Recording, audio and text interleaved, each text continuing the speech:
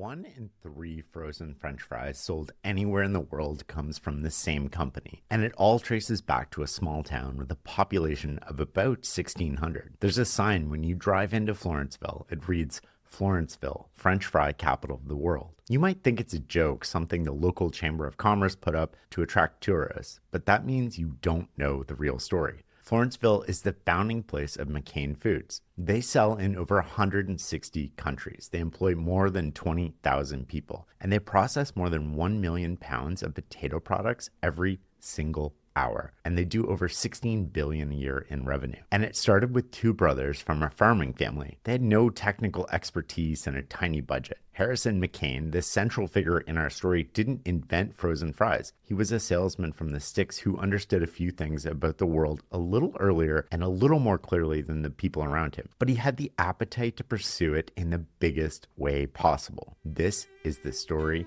of Harrison McCain.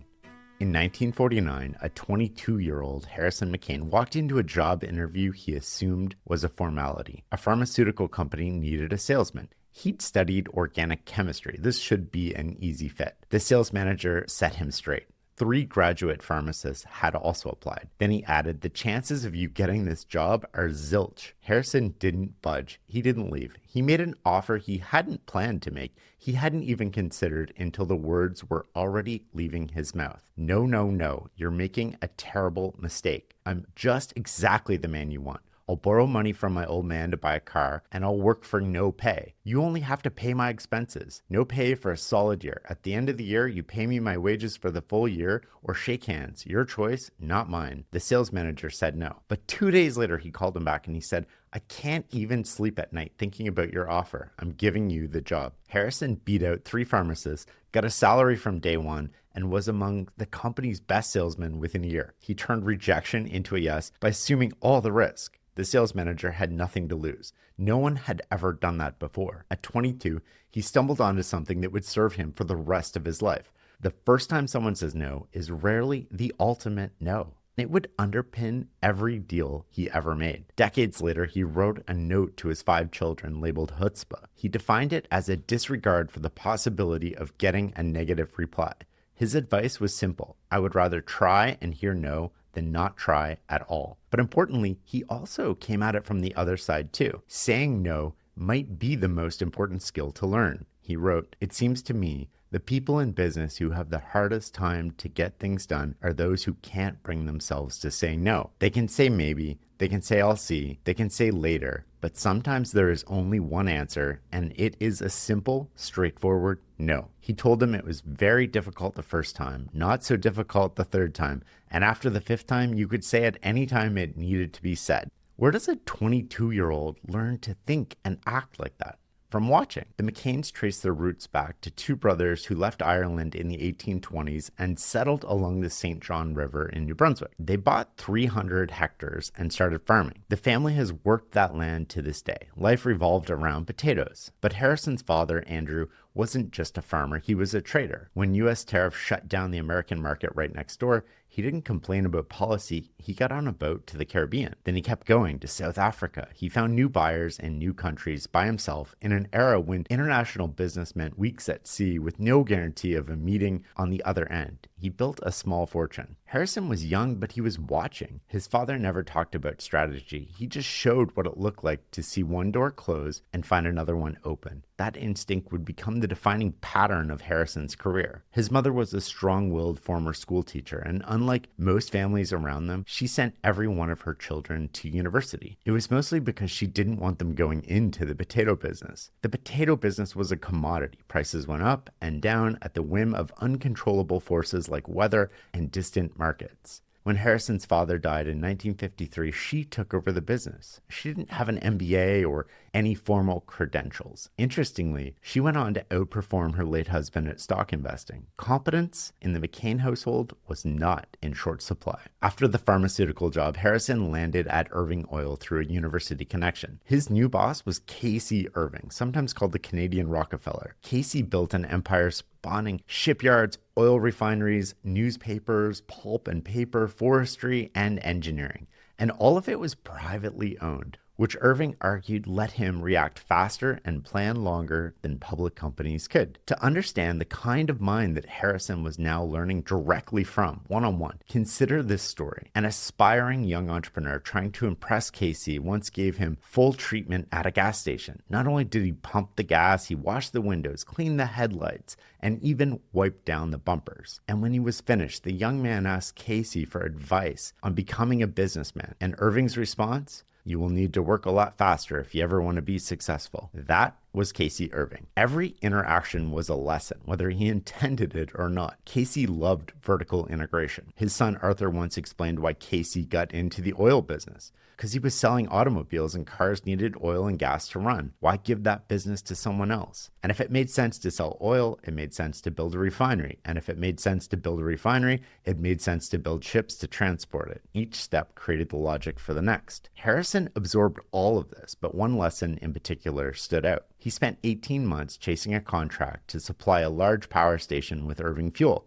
When he finally landed it, he called Casey delighted. Irving's response? He simply asked if Harrison had managed to add lubricating grease to the deal. The grease was about 4% of the total, but 100% of the business is better than 96%. That was the lesson. Harrison later described Casey's management style as management by suggestion. Irving would say something like, if we had such and such account, that would fit just exactly. And what that meant was get your ass out there and get the account. There was no directive. It was a suggestion that carried the full weight of an order, but left you room to figure out how. And if you couldn't figure out how, you didn't last long. At the age of 24, Harrison was the sales manager for nearly all the maritime provinces. He pushed Irving to expand into Maine and New England, and they did. He was learning how to grow a business at the feet of someone who'd done it on a world-class scale from a small town in a tiny Canadian province. But Harrison was growing relentless. He couldn't let go of the desire to start something on his own. I thought I was going to walk into a place and see a place to buy someday, and lo and behold, I'd be in business, he recalled.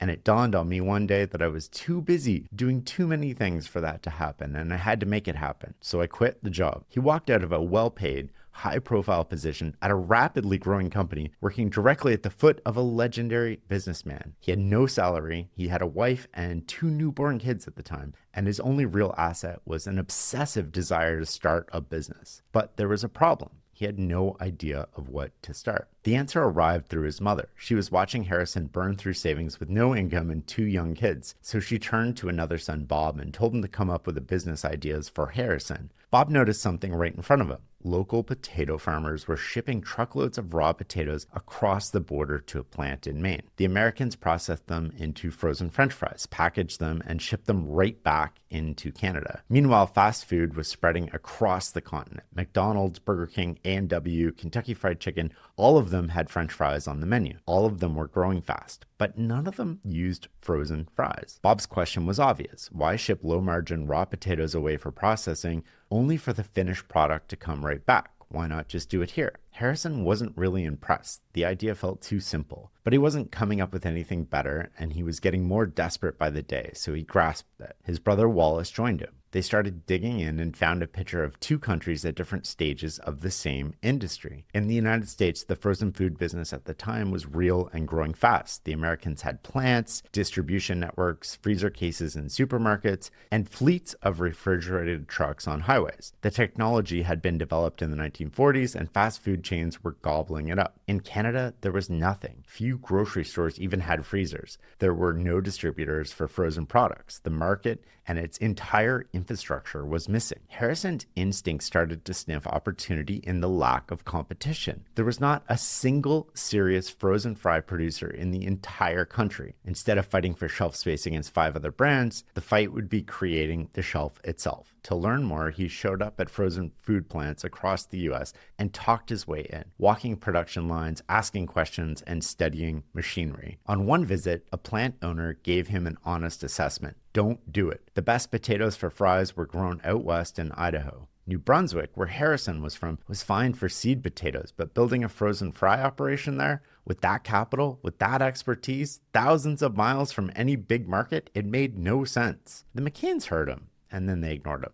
Their reasoning was practical. They didn't have the money to start in Idaho, even if they wanted to. The Americans had better infrastructure, sure, but they also had competition. In Canada, whoever got there first could own the whole thing. As they started telling people what they planned to do, most said they were crazy. Everyone felt we were stupid, Harrison recalled, but I think the more negatives we heard, the more positive we became that we wanted to go into it. There's something worth pausing on here. Most people hear resistance and slow down, but Harrison heard resistance and sped up. Not out of stubbornness, but out of a belief that when everyone says something can't be done, and you can see clearly why it can, you found an opportunity that won't last forever. So the four brothers pooled $100,000 in family money, most of it inherited after their father's death. On May 24th, 1956, they incorporated McCain Foods Limited. But that wasn't nearly enough money. They needed a factory, equipment, cold storage, and enough runway to survive until the revenue came in. And this is where Harrison revealed another talent, one that would define his career as much as salesmanship, assembling capital from places other people didn't think to look. He started at the Bank of Nova Scotia, the bank his father and grandfather had used, and asked for a $150,000 line of credit.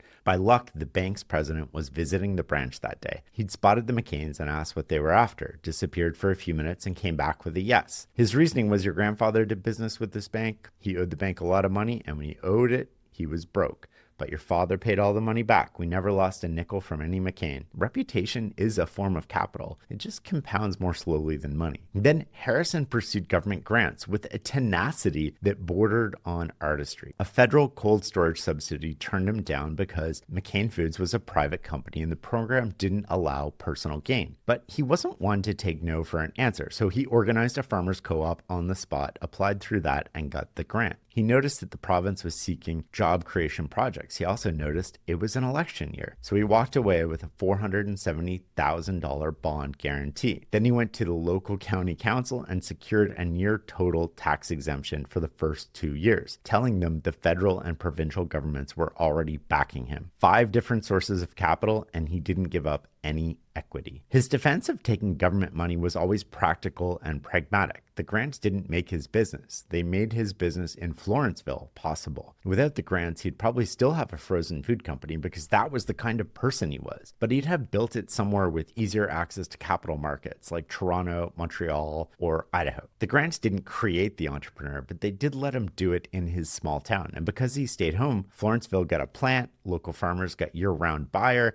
and thousands of people in a town the rest of Canada had forgotten about got steady jobs. Now that they had the money, they had to build the thing. They started by admitting plainly and without embarrassment that they didn't know how. Harrison and Wallace were salesmen. They could talk their way into any factory or any bank, but they hadn't the slightest idea how to design a processing plant. So they did what great founders do when they hit the edge of their own competence. They went looking for the best person in the world who could. They found Olaf Pearson. He had a degree from MIT and had actually developed frozen French fries in the 1940s. He designed the first French fry plant ever built.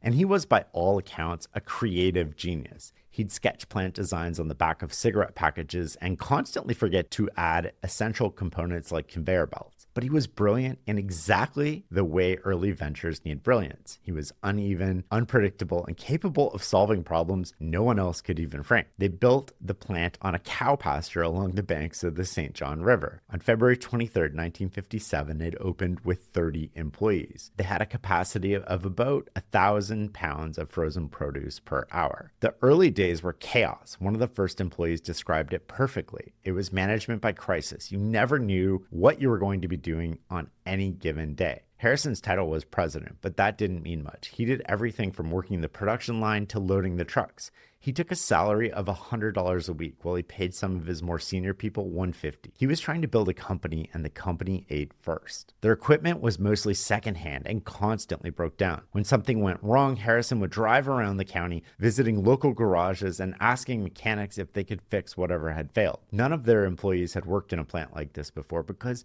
no plant like this had ever existed in Canada. They were learning how to operate the thing while simultaneously securing potatoes from local farmers, hiring and training staff, finding customers, and figuring out how to ship frozen products thousands of miles from a town with almost no transportation infrastructure. All at the same time, and all before their cash ran out. It was also not uncommon to see Harrison going up and down the production line, borrowing travel money from employees. $2 from one person, $5 from another. He always paid it back. But that's what the early days of this global empire actually looked like. A man walking up and down the production line, borrowing gas money from his factory workers so he can drive to his next sales call. The first year, sales totaled $153,000, and against all odds, a tiny profit. Almost comically tiny, $1,800, but it was in the black ink, not the red. It was the beginning of successive profitable years that have lasted without interruption to this day. Harrison decided from the very first day to reinvest everything. We invested every nickel we made, he said,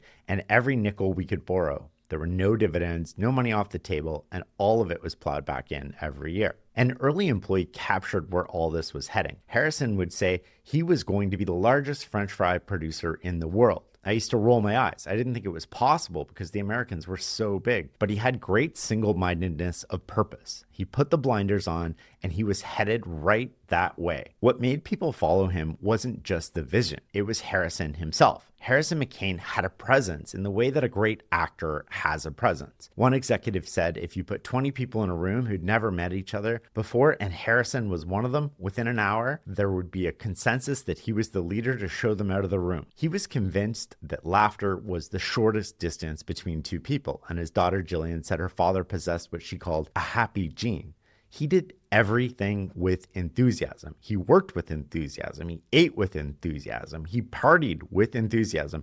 A close friend said he even walked down the street with enthusiasm. That energy was what pulled people into his orbit and kept them there. And he was going to need every bit of it for what came next. There was never any question of Harrison being content with just one plant. He was in it to dominate, not just Canada, but the world. You bet the bundle every year, year after year, he said. If you're wrong once, you're out. We kept pushing the business as hard as we could, borrowing all we could, building and borrowing and building. We were risking it all on deal after deal. Most people talk about business as if it's something they endure to get a result. Harrison talked about it like he was in love. When asked what drove him, he said, the game is action. What's going on? There's something new all the time. Buying companies, building factories, hiring guys, motivating people, seeing advertising programs, taking positions on commodities, borrowing money, settling lawsuits. I mean, if you're competing against a guy who thinks that settling lawsuits is part of the fun, you're at a serious disadvantage. But before they could conquer the world, they had to win in the kitchen. Their real biggest competition wasn't another company, it was a fresh potato. Restaurant owners took pride in serving fresh produce. They were certain that their customers wouldn't accept a frozen substitute. And at least on the surface, the price comparison looked brutal. Raw potatoes cost about $1.50 per kilogram. McCain's frozen fries cost 9 cents. But Harrison had learned from Casey Irving to compare apples with apples, so the McCains developed a pitch. And they honed it through relentless repetition. Here's how it went. They'd walk into a restaurant and ask the chef to peel, cut, and cook fresh potatoes right in front of them. Then they'd weigh the raw material, factor in the cooking oil, and calculate a true cost per serving, including the labor. Next, they'd prepare frozen fries and invite the chef to taste them side by side. When you accounted for waste, prep, time, and wages, frozen fries were actually cheaper, and the quality was consistent year-round, unlike fresh potatoes, which degraded after months in storage.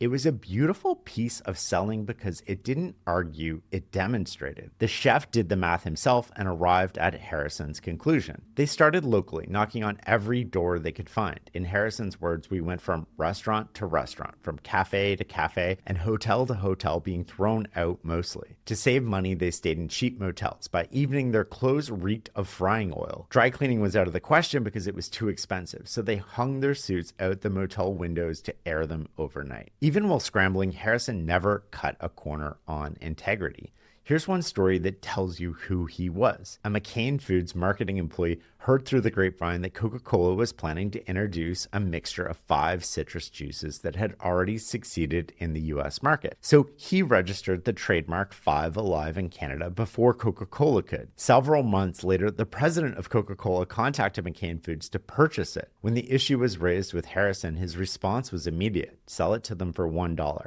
We are not goddamn crooks. This is not the way for us to do business. He brought the same instinct to reading people. He claimed it was not a big job to size people up. If you listen to somebody talk for about an hour or two or spend a day or two with them, you've got a pretty good idea of what makes them tick and what their values are and how far they look ahead and what their habits are. He wasn't always right, but he had a rule for when he was wrong. He told his nephew, "There is no shame in hiring the wrong person. There is, however, shame in keeping him." Harrison's next move was to go global, but he didn't start with the biggest market. He started with the emptiest one. Wanting to avoid heavy competition, at least for now, he skipped the United States entirely. American frozen food companies were big, established, and competing for shelf space. Britain was the opposite. The British had been eating potatoes for centuries, but nobody was serving them frozen fries. They started by shipping products from Florenceville. A local hire traveled to British restaurants, talked his way into kitchens, and let the chefs taste the product for themselves. By 1965, sales had topped 1 million. Brits started assuming McCain Foods was a British company. Then one night in 1967, a flash report came over the radio. The British pound had been devalued massively. In an instant, every shipment from Canada became far more expensive for British buyers. The business Harrison had spent years building now was suddenly uncompetitive. He happened to be in England when the news broke. His response was immediate. "We'll build a plant here. Otherwise, you'd have to give up the business because you'd be non-competitive. To hell with that. We're building a plant." The plant opened in 1969 and became the largest frozen French fry plant outside of North America. But what mattered more than the plant itself was the principle it revealed. A crisis had forced a commitment that turned out to be the best decision they could have made. With a British plant, they no longer depended on transatlantic shipping. They could serve the whole of Europe from a local base. Harrison later explained the playbook in his own words. "We always established a beachhead in a foreign country by shipping product in from an existing operation. Even if it doesn't make any money, we're going to establish that beachhead and build volume until we have sufficient load to justify a factory." The logic was elegant because every step funded the next and limited downside. Export first, which was low cost and low commitment. Hire local salespeople. If the market proved out, then and only then build or buy a plant. And if it didn't work, you hadn't lost much. But if it did, you had a new base to launch the next push. Britain became the base for Holland and Belgium. Holland became the base for France. France became the base for Italy. Each country was a staging ground for the next. The ammunition was frozen potatoes and the territory was shelf space. But the strategy was pure military logic. When Harrison was ready to take Europe, he hired a man to lead the charge and gave him his marching orders. The man remembered them exactly. He looked me in the eyes and said, "I guess I should tell you what your mandate is. Your mandate is to dominate the frozen French fry business in Europe." That was so typical of Harrison. It was the only instruction I ever got. That was management by suggestion, the style Harrison had learned from Casey Irving. Tell someone where to go and let them figure out how to get there. Before any domination, though, there was scouting. There was no committees at McCain, no studies from high-paid consultants. Just go have a look, come back, and tell me what you found. The man spent 6 weeks walking around Holland, Belgium, France, Germany, Denmark, and Sweden. He came home and recommended the Netherlands. It sat in the heart of Europe's best potato country, between Germany and France, two enormous markets that it could serve. He also urged Harrison to stop thinking about Europe as a collection of separate countries and start treating it as one single market. That sounds obvious now, but in the early 1970s, this was a radical idea. The McCains listened and followed it to the letter. Within a few years, they had clients across Germany, France, Italy, Austria, and Denmark. It was the same playbook every time. Export first and hire locals to prove the market. Build or buy a factory only if the numbers made sense. Then came a question that tested Harrison's instincts on branding. Should McCain sell under its own name in Germany or create a German-sounding brand? The debate amongst his team lasted into the night. The majority wanted a local name. Harrison sat back and said almost nothing while everyone else argued. Finally, around 8 o'clock in the evening, he ended it. "Boys, that was a great conversation. Great. Lots of input. Now here's what we're going to do. We're going to call it McCain. We're going to call it McCain. Now let's go and eat." It was the right call. If you change your name for every country, you start from zero every time. If you keep the name and every market you enter adds weight to the same global brand, the name itself becomes part of the beachhead. It does the work for you before you even arrive. Harrison's brother Wallace took Australia. In 1968, they started shipping fries from Florenceville, following the same sequence that had worked in Britain and Europe. But Australia broke the playbook almost immediately. Refrigerated ships couldn't move frozen products thousands of miles in a sellable condition. The boxes arrived badly damaged. The low-risk first step of their expansion model, export and test before you commit, simply didn't work at this distance. So Wallace had to skip straight to local production, which meant buying a plant before the market had been properly tested. He found one and everything about it was wrong. There was no storage, the roof leaked, and the factory barely operated. So he scrapped it and started building from scratch. Then things started to go wrong.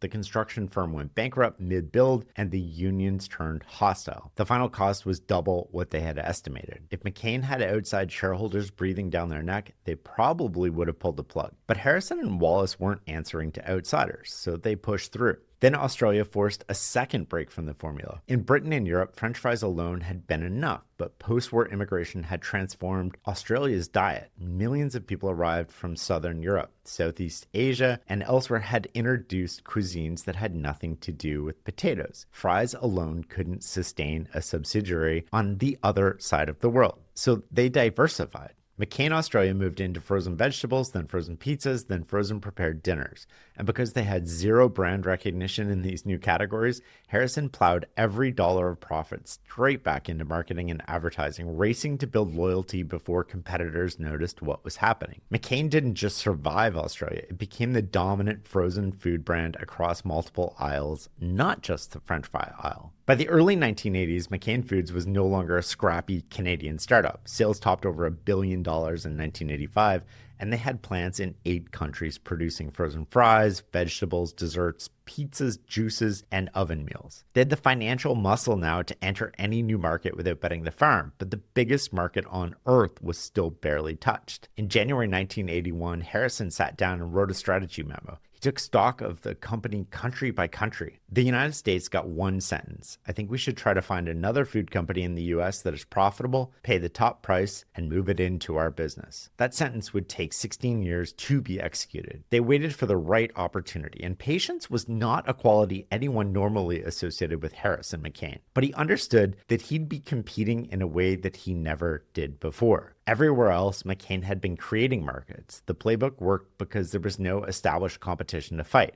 America was the opposite. It was home to the original fast food chains and to large, well-funded frozen food companies that had been in business for decades. For the first time, Harrison would be fighting for ground somebody else already had, and those companies were not going to roll over. He had a phrase for entering foreign markets: drink the local wine, which means studying local conditions, hiring local talent, observing and listening before you prescribe and act. It had worked brilliantly everywhere. But there was a problem. The United States wasn't one market. It was a collection of regional markets, each with its own tastes, its own distribution networks, and its own entrenched players. This would be trench warfare. They started small and close to home. In 1975, they bought a plant in Maine, then another the following year. Both were within driving distance of Florenceville. The big American producers were all out west, so McCain could take the Northeast, sell private label to supermarket chains, and benefit from lower shipping costs. By 1981, American sales had nearly doubled to 27 million. That sounds decent until you look at the ratio. It was less than 4% of global sales. 8 years later, the US still accounted for just 17% of global revenue. Harrison knew that he could not be the largest frozen French fry producer in the world without a real foothold in America. The biggest single door in that market was McDonald's. He studied their buying practices carefully. McDonald's purchasing agents pitted one supplier against another on quality and price. They insisted on special equipment and specifications far beyond what any ordinary client would demand. They were, by a wide margin, the most exacting buyer in the world. But Harrison discovered something that made the prize worth chasing. Once McDonald's took you on, they tended to stay loyal. The relationship was yours to lose. Getting in, however, almost didn't happen, and it was Harrison's own fault. Both brothers visited a senior McDonald's buyer. McDonald's was interested enough to ask for a tour of the Florenceville plant. Harrison's response had a bit too much chutzpah. Do you hear that? Sounds like breakfast is ready. Because Quaker's coming in hot with morning nutrition. 100% whole grain oats and a good source of fiber to fuel the rhythm of your morning and kickstart your day. And that sounds absolutely delicious. Fuel to start whatever's next. Quaker, official sponsor of FIFA World Cup 26. Let's go! This episode is brought to you by Accenture. When your advertising operations fall out of sync, everything else follows. Spotify and Accenture are working together to reinvent the rhythm of ad sales, using automation, analytics, and smarter workflows to simplify campaign delivery and access better data across the business. The result? Less time spent on operations, more time connecting brands with the moments and fandoms that matter most. Learn more at Accenture.com/Spotify.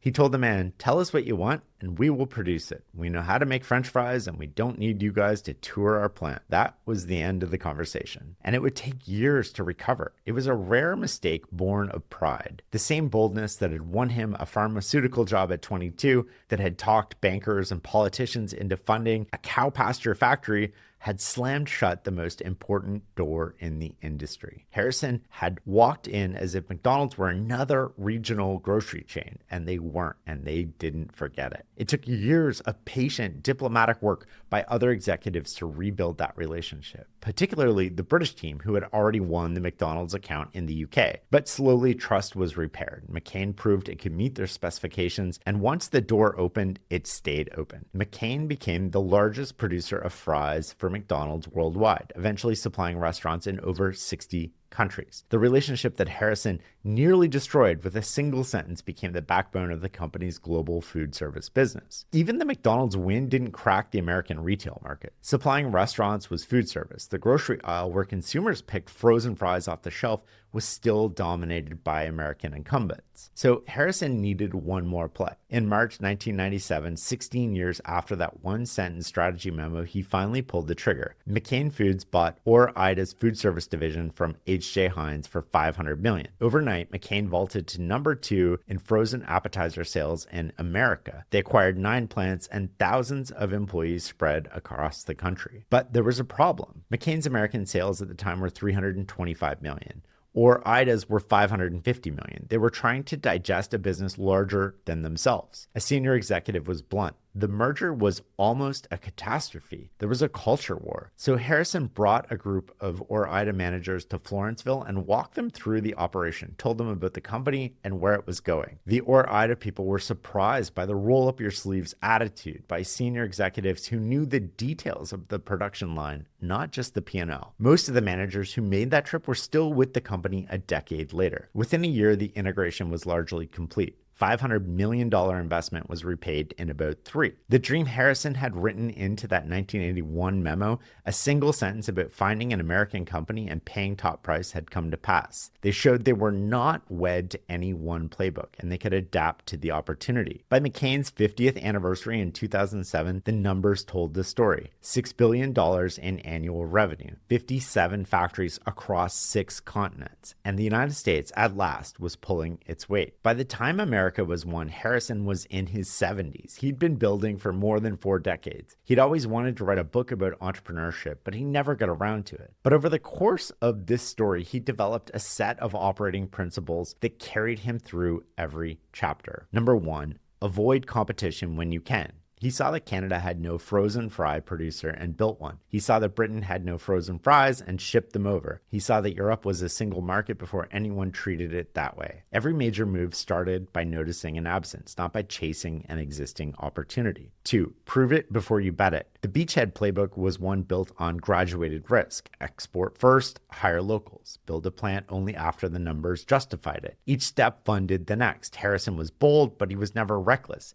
He didn't confuse speed with gambling. 3, use one name everywhere. A global brand compounds. Every new market you enter adds weight to the same name. That insight delivered in a single sentence at 8 o'clock at night in a conference room turned out to be one of the most important decisions in the company's history. 4, reinvest everything. We reinvested every nickel we made and every nickel we could borrow. There was no dividends, no money off the table, year after year for decades. That discipline is what turned a cow pasture factory into a $16 billion empire. 5, adapt the playbook when the market demands it. Australia forced diversification. America required a massive acquisition. Harrison held the goal fixed and changed the method. The people who build lasting companies aren't loyal to their plans, they're loyal to their purpose. 6, guard your integrity like it's the whole business.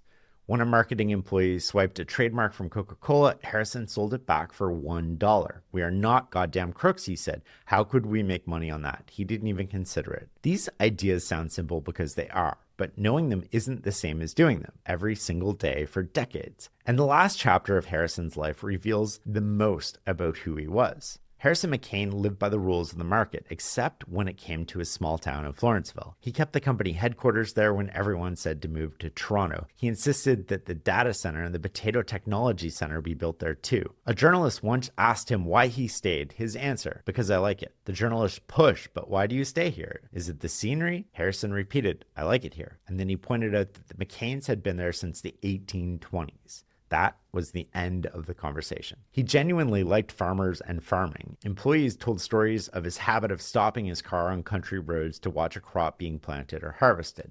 He'd get out, talk to the workers, tell them what a great job they were doing, and thank them. Potato farmers to Harrison were the salt of the earth. Potato farming was real economics, a real product you could plant, grow, process, and sell, something that couldn't be duplicated in the financial markets or in government. His son Mark tells of the satisfaction Harrison got from driving around Florenceville, pointing at newly repaired houses with fresh paint and a new car in the driveway. Before McCain's Foods, he would say the houses around Florenceville were leaning. No more. People had jobs now. People had income. That's what it meant to him. It wasn't the billions, not the factories on 6 continents. It was the houses that started getting repaired. Harrison McCain died in 2004 at the age of 77. He and Wallace had built one of the greatest businesses of the 20th century together, but they were also brothers, and no family that builds something this large gets through it without scars. The short version is they disagreed over succession. Harrison wanted professional management to run the company after they were gone. Wallace wanted his son, Michael, in charge. In October 1992, without consulting Harrison, Wallace publicly announced that Michael would lead McCain Foods' U.S. operation. The move broke something between them that never fully repaired. The dispute went to the court and to arbitrators. Harrison eventually won the governance battle, but the cost to the brothers was well beyond money. People who worked with Harrison used words like energy, determined, inspiring, enthusiastic, and charismatic. But they also said headstrong and at times unreasonable. He, like many outliers, could be relentless in a way that left marks. One thing people never said when they were asked to describe Harrison was self-doubt. That's what made him extraordinary. It's also what made him difficult. The same force that built a $16 billion company from a cow pasture was not a force that softened when it met resistance. Whether that resistance came from a competitor, a government, or his own brother. You don't get to choose which version of that energy shows up. You get all of it or none. After his death, a journalist observed that as long as Harrison lived in Florenceville, the company's soul lived there too. But things changed after he was gone. Much of what was new and significant started moving to Toronto. Harrison would not have been happy about that. But somewhere in his personal papers, his biographer found an undated note Harrison had written to himself. He headed it Characteristics of an Entrepreneur, and it was the closest he ever came to the book that he always wanted to write. I'll read it to you now. The entrepreneur keeps himself operating on the threshold of excellence because he fears mediocrity. The entrepreneur has learned to dig for facts. The first explanation given does not include all the facts. Once the facts are found, the necessary action is clear. The entrepreneur has a sixth sense of what will work and what will not work by adjusting experience and knowledge. The entrepreneur tenaciously grasps every opportunity to meet goals. The entrepreneur knows that he must delegate responsibility, but he never sacrifices his knowledge of the details. The main difference between the entrepreneur and the manager is attitude. That last line has sat with me since I first read it. It's not about education or capital or even connections. It's about attitude. The company he built from a cow pasture now has factories on 6 continents. It sells in over 160 countries, processes over 1 million pounds of potato products every single hour. And if you drive through Florenceville, New Brunswick, you'll still see the sign that says Florenceville, French fry capital of the world. When Harrison was asked for the secret of his success, his stock answer was that it was no secret at all. Right time, right place, good luck. But when pressed, he said more. The first requirement to be successful, in my opinion, is a single-mindedness of purpose. And I don't think the professors that teach kids who want to be a great success in their field pointed out to them with enough vigor and say, do you understand? You have to sacrifice. You have to make difficult choices and say, God damn it, I said I was going to do it. I'm going to do it, and I'm going to do it if it kills me. And you'll win. You'll beat up the other guy who doesn't have that single-mindedness of purpose. So what contributed to McCain's success? Sure, it was the right time, right place, and there was an element of good luck. But mostly, it was single-mindedness of purpose. This episode was based on the book Harrison McCain, Single-Minded Purpose by Donald Savoie. If this story resonated with you, the book is full of details and stories I couldn't fit into a single episode, and it's well worth your time. Thank you for listening and learning with me. I'll see you next time.